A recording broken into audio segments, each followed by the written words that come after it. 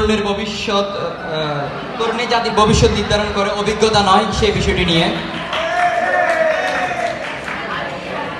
তরুণ নিয়ে যে সকল বিষয় বলা হয়, তরুণের কোনো বয়স নেই, পারলো পিকাসো।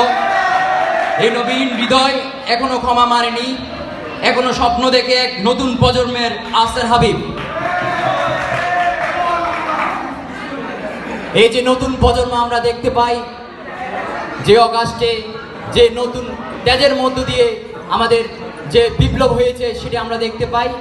যে আমাদের রংপুরের যে আবু সাইদ, তিনি যে বুকের যে তার সাহসিকতা জিনিসটা, তিনি দুইটা হাত সামনে রেখে তিনি তার তাজা প্রাণটা দিয়ে দিয়েছেন যে আমাকে মেরে ফেলো, আমি আর থাকবো না, আমি আর সহ্য করতে পারছি না।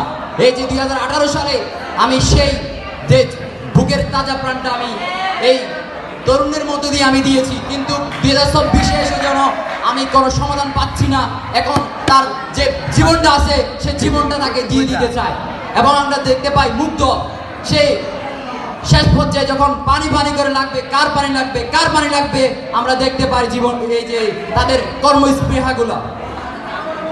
এই পরিপ্রেক্ষিতের শেষে আমরা দেখতে পাই যখন একটি সমসাময়িক বিপ্লব আসে, তখন যখন কোনো ধরনের সরকার পাওয়া যাচ্ছে না, তখন সরকারের প্রয়োজন বিধায় যে আমাদের অন্তর্বর্তীকালীন সরকার ডক্টর ইউনূস, তিনি যে বলেছেন তোমরা যে এত বড় স্যাক্রিফাইস করতে পেরেছো, আমি এই স্বাভাবিক একটা জিনিস এই দায়িত্ব নিতে পারবো না, এটা কখনো হয় না। এটা একটা তরুণের জিনিস, যে তরুণেরা যে তাদের বিপ্লবের মধ্য দিয়ে একটা পদে এনে দিয়েছে, এটা তিনি কিন্তু একটা আমরা দেখতে পাই তিনি তার বয়স অনেক, এই বয়সের মধ্য দিয়ে তিনি যে তার একটা রেস্টে থাকার কথা, কিন্তু তিনি রেস্টে না থেকে এই দেশের মধ্য দিয়ে যেন জাতির একটা ভালো পর্যায়ে নিয়ে যায়, একটা সাংগঠনিক সংস্কার এনে একটা ভালো উপায়ে নিয়ে যাও, এটাও একটা তারুণ্য।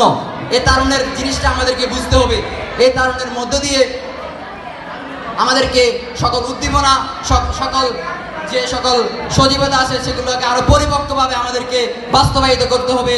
তাহলে আমাদের যে সোনার বাংলা, একটা সোনালী বাংলাদেশ হবে। এই বাংলাদেশের মধ্য দিয়ে আমরা একটা উন্নত রাষ্ট্রের দেশ দেখতে পারবো। এই বলে আমার সংক্ষিপ্ত বিতর্ক শেষ করছি। আসসালামু আলাইকুম ওয়া রাহমাতুল্লাহ। অসংখ্য ধন্যবাদ।